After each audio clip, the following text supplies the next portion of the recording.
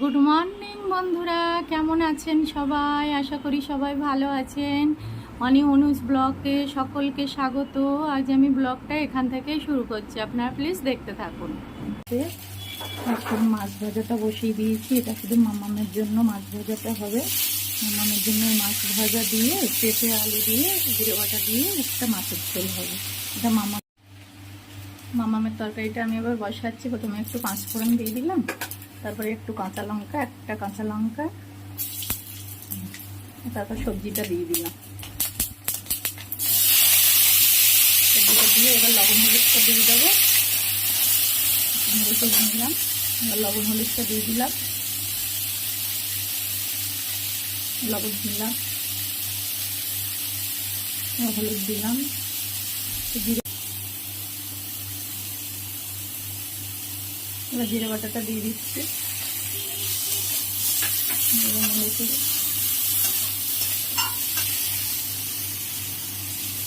একটু ভালোভাবে একটু কষিয়ে নিই। ভালোভাবে একটু কষানো হয়ে গেলে তারপর জল দিয়ে দেবো।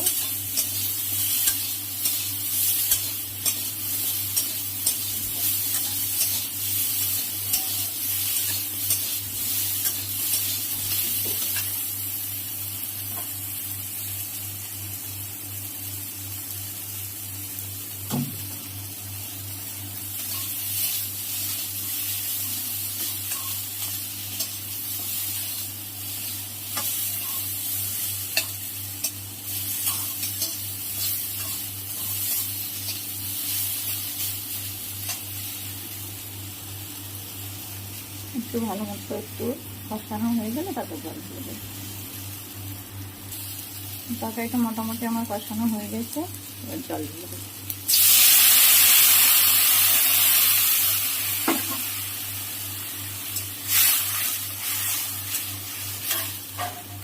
এবার ঢাকা দিয়ে দেবো। ঢাকা দিয়ে দিলাম, ফুটে উঠলে এবার মাছটা দিয়ে দেবো। তরকারিটা আমার ফুটে গেছে, এবার আমি ভাজা মাছটা দিয়ে দেবো।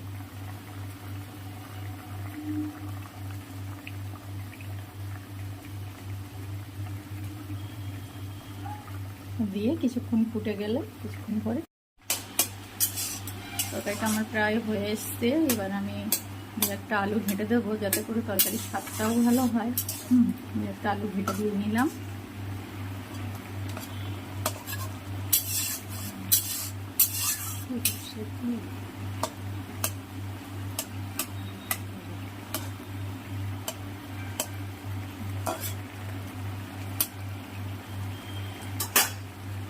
আলু ভেজে দিয়েছি, আর একটু ঝোলটা একটু ফুটলে নামিয়ে দেবো আমি।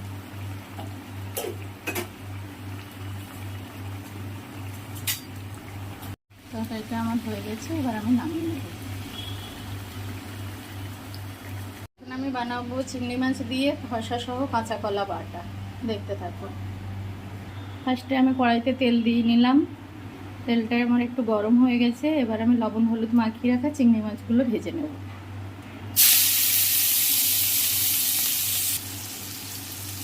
দেখুন চিংড়ি মাছগুলো আমার ভাজা হয়ে গেছে, এবার আমি চিংড়ি মাছগুলো তুলে নেব। এবার আমি কড়াইতে পেঁয়াজ কুচি দিয়ে দেবো।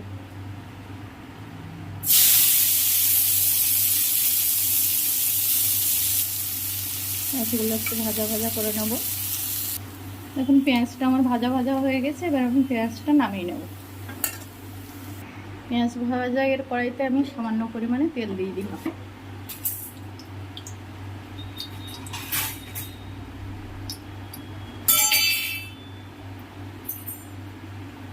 এবার আমার কড়াইটা গরম হয়ে গেছে, এবার আমি কালো জিরে দিয়ে দেবো।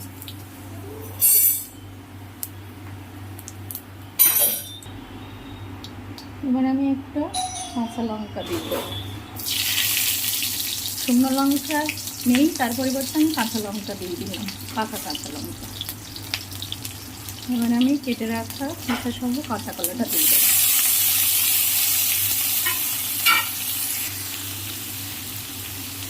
দিয়ে একটু নাড়িয়ে চাড়িয়ে নিলাম।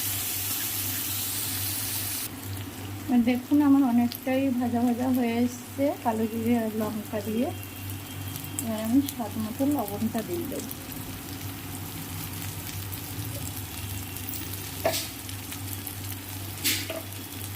আমি স্বাদ মতো হলুদ দিয়ে দেবো।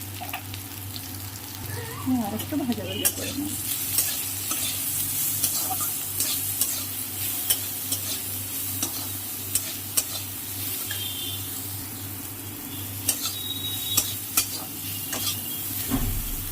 দেখুন অনেকটাই ভাজা ভাজা হয়ে গেছে। এবার আমি স্বাদ মতো একটু চিনি দিয়ে দেবো।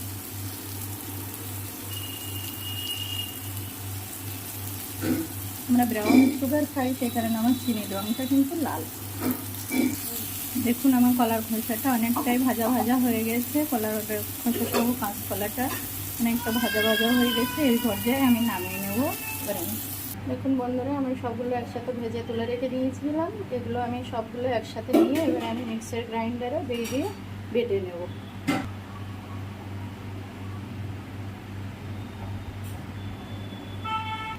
দেখুন বন্ধুরা, আমার খোসা সহ কাঁচকলা আর চিংড়ি মাছ বাটাটা পুরো রেডি হয়ে গেছে। কি সুন্দর দেখতে হয়েছে। এইভাবে আপনারা বাটা করে খাবেন, খুব সুন্দর খেতে লাগে। আর আমার ভিডিওটি কেমন হয়েছে অবশ্যই জানাবেন। আর সবাই ভালো থাকবেন, সুস্থ থাকবেন। ধন্যবাদ।